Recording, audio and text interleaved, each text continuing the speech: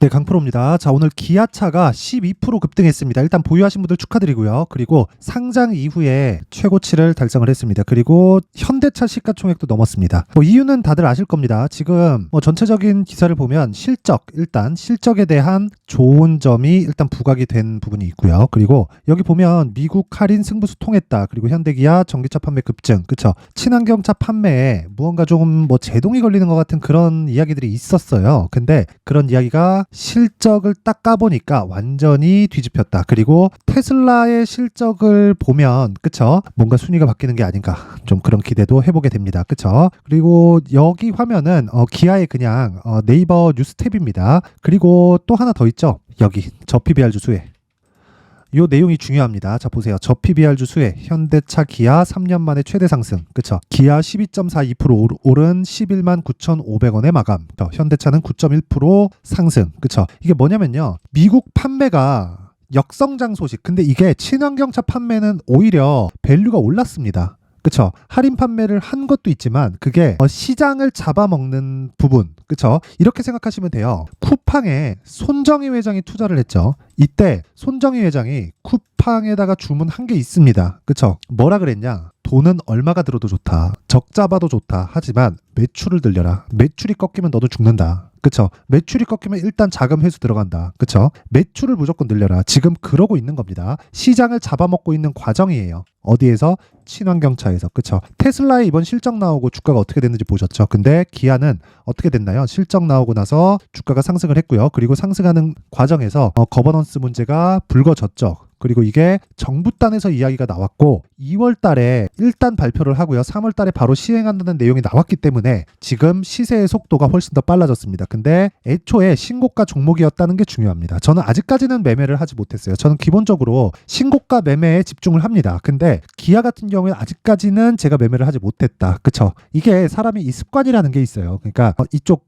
현대차도 그렇고 기아도 그렇고 너무 안 하다 보니까 이쪽을 해야 된다는 걸 알면서도 손이 안 간다. 근데 조정 이후에, 그쵸? 조정을 받는 게 이제 다음 주부터 하면 나올 겁니다. 그런 구간에 적당하게 제가 잡을 수 있는 가격대를 잡는 게 중요합니다. 그리고 주가는 무조건 미래 가치를 반영합니다. 이 미래 가치를 반영하는 과정에서 첫 번째 단계는 신고가고요. 그리고 미래 가치는 지금이 아니라 지금보다 더 좋아질 만한 실적입니다. 그래서 주가가 올라가는 과정에서 비싸지 않은 주식은 없어요. 근데 유일하게 기아와 현대차는 너무 장기간 침체 구간을 겪었잖아요. 예를 들어서 실적을 보더라도, 자 보세요. 23년 확정치, 그쵸? 4분기 실적이 나왔으니까 확정치를 보면 11조 6천억, 저 5년 전에보다 어느 정도 성장했죠? 18년도 대비해서 10배 정도의 성장을 했다. 그쵸? 근데 주가는 어때요? 5년 전, 그쵸? 3만 원에서 12만 원, 그쵸? 한 3배 정도의 상승, 한 4배 정도의 상승, 요 정도 나온 겁니다. 근데 여기서 한국 시장의 고질적인 문제 있죠. 아실 겁니다. 우리는 오너의 개념이 있어요. 그쵸? 근데 미증시는 오너의 개념이 없습니다. 예를 들어서 애플 한번 볼게요.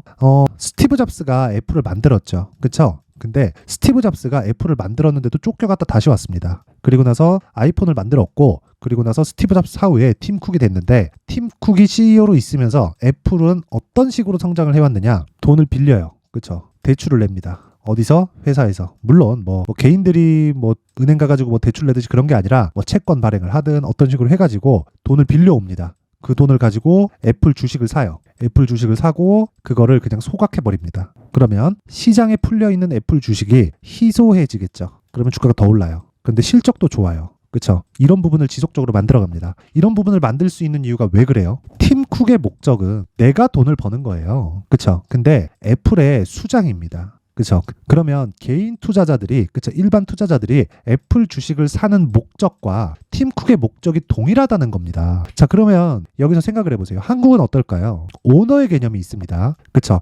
주식회사는 사실상 오너의 개념이 없어야 돼요. 대주주예요, 대주주. 그쵸? 내가 이득에 대한 가장 많은 권리를 갖는다. 그쵸? 특히나 상장 기업들은 더욱 그게 심하죠. 물론 비상장 기업들 중에 내가 법인을 처음 만들어서 그걸 쭉 진행을 해오는 과정이 있으면, 그쵸? 내 거 같은 게 사실입니다. 그리고 내 것처럼 하려면 상장을 하지 말았어야 돼요. 근데 한국 시장에서는 내가 만들고 기업 공개를 해서 주식시장에 상장을 했는데 내 거 같은 그런 부분이 되는 겁니다. 그래서 오너가 가지고 있는, 그쵸? 대주주 물량은 프리미엄을 붙여서 거래가 돼요. 그게 왜 그렇게 거래가 거래가 되냐면 법인에 있는, 즉 회사에 있는 돈을 같이 인정을 해주는 겁니다. 그 돈을 내가 쓸 수 있는, 물론 뭐 사비로 유용한 그건 안 되지만 그 돈에 대한 권리를 같이 가지고 오는 것이기 때문에 그래요. 그러면 그런 부분을 해소를 하겠다는 겁니다. 어디서? 정부에서. 물론 이게 해소가 될지 안 될지는 중요한 게 아니에요. 하지만 그쵸? 발표가 나오기 전에 주가가 먼저 올라간다. 물론 실적에 대한 부분도 있지만 기아뿐만 아니라 오늘 뭐 KB금융이나 이런 것들 보세요. 아니 금융주가 한 달도 안 돼서 30%씩 상승하는 이런 상황이 우리는 보고 있습니다. 이게 주식시장의 핵심이에요. 뭐예요? 미래가치를 반영하니까. 그러면 기아를 볼 때 지금 뭘 봐야 돼요? 2월 달에 발표를 한다고 했죠. 그쵸? 발표하기 전에 그쵸?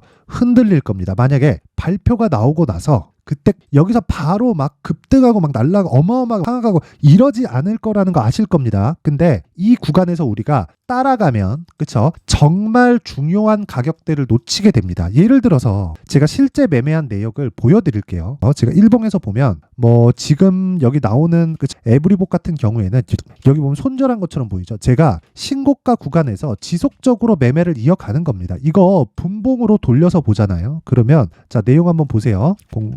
내용 한번 보시면 제가 매매한 내역이 싹 다 나와 있어요. 체결 물량, 그리고 매수한 거, 그리고 매도한 거 다 나와 있습니다. 그쵸? 매수, 매도, 매수 이렇게 왜 하겠습니까? 심리를 안정시키기 위해서다. 근데 이런 모든 종목에는 다시 말씀드리지만 신고가 종목에서 놀아야 됩니다. 1월 달에 반도체 강했다는 거 아실 겁니다. 근데 자 보세요. 가온칩스 반도체예요. 어떻게 수익 났죠? 6%, 10% 이렇게 꾸준하게 수익을 냅니다. 1월 달에 시장에 폭락이 나왔는데 어떻게 됐습니까? 꾸준하게 수익 낼 수 있는 환경을 만들어 갔다. 그쵸? 예를 들어서 HLB 같은 경우에도 보세요. HLB가 오늘 보면서 진짜 좀 많이 놀랐는데 오늘 이렇게 보낸다? 기아가 올라가는 이런 그쵸? 이쪽 테마에 몰렸단 말이에요. 그 저PBR 테마주에. 그쵸? 근데 이런 쪽에 몰려있는 과정에서도 HLB 같은 그쵸? 전통적인 성장주가 이런 식의 시세를 낸다? 그렇죠. 그러면 결과적으로는 이슈에 따라서 주가가 움직이는 게 아니라 미래 가치를 반영하는구나. 그 미래 가치가 수치화되는 실적에 대한 부분도 있고, 그렇죠. 이번에 기아나 뭐 KB금융이나 이런 것처럼, 그렇죠. 저평가 종목들이 움직일 수 있는 환경을 정부에서 조성한다는 내용이 나왔을 때는 그렇죠. 그런 부분들이 주가에 먼저 반영하는 상황도 있다. 기본적으로 선반영에 대해서 이해하자. 선반영에 대해서 이해를 했을 때 HLB 실제 제가 매매한 내용입니다. 1월 22일, 1월 23일. 그렇죠. 이때 31.9%. 그렇죠. 큰 폭으로 상승이 나왔는데 31.9% 제가 실제 수익을 낸 겁니다. 걸린 시간이 하나, 둘, 셋, 넷, 4일밖에 되지 않아요. 이것뿐 아니라 어보브 반도체 보세요. 매수, 매도 딱 4일 걸렸죠. 21%. 그렇죠. 코세스 같은 경우에는 똑같이 반도체입니다. 어차피 저는 반도체 바이오를 1월 달 내내 계속하고 있었거든요. 그쪽에 집중하면서 지금 신고가를 어저께 간 저PBR 종목들을 다음 주부터 공략을 할 건데 그중에 기아도 있습니다. 근데 그런 부분을 공략하면서 이쪽 반도체 쪽에서 이동하는 작업을 제가 계속 하겠죠. 근데 그런 과정에서 충분히 수익을 봤다. 그렇죠.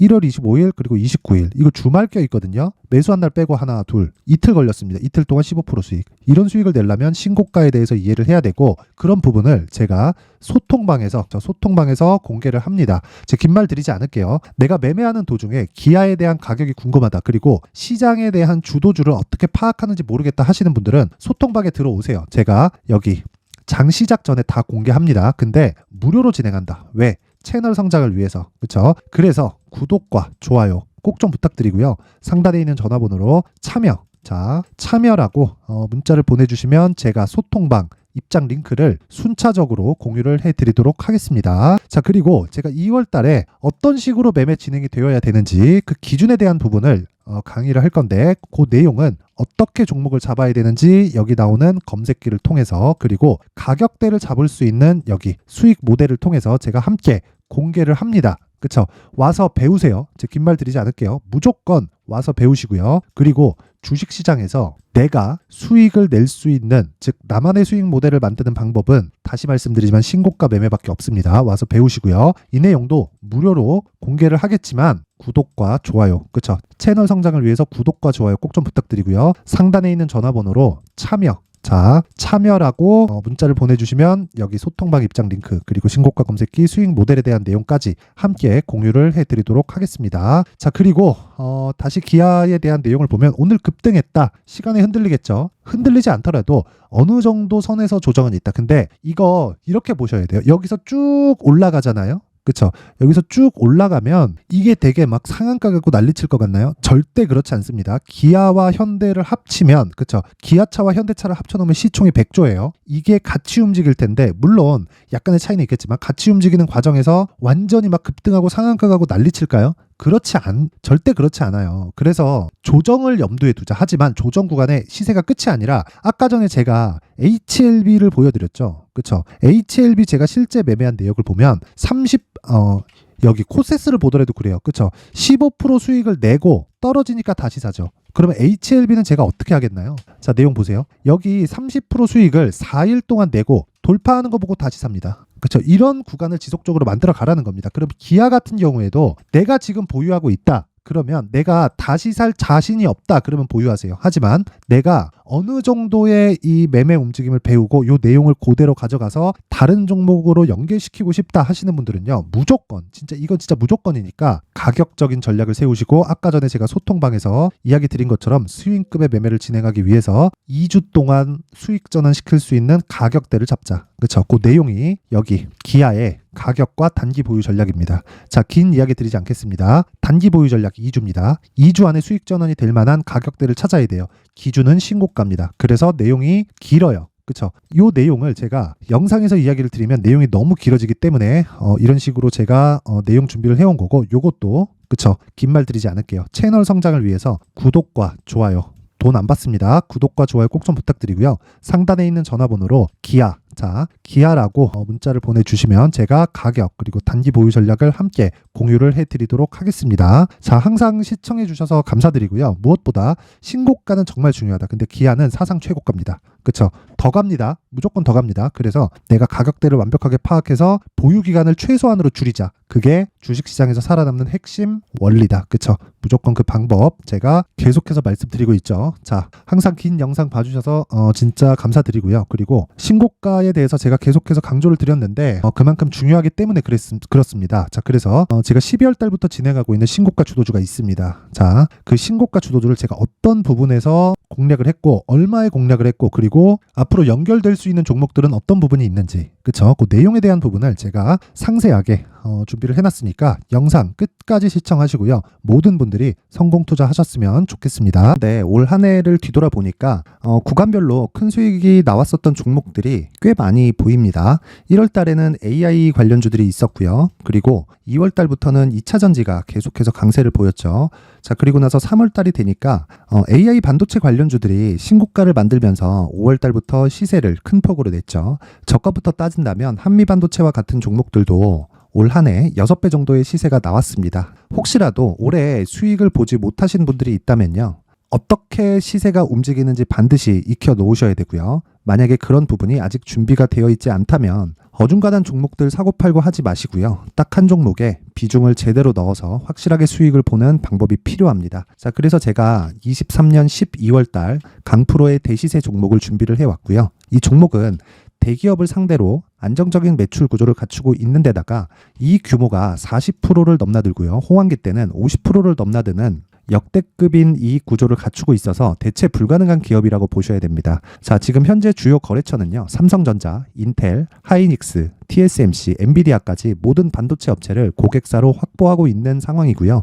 이 재무제표 상황을 보면요. 이익률 자체가 넘사벽인 걸 알 수 있습니다. 넘을 수 없다는 거겠죠.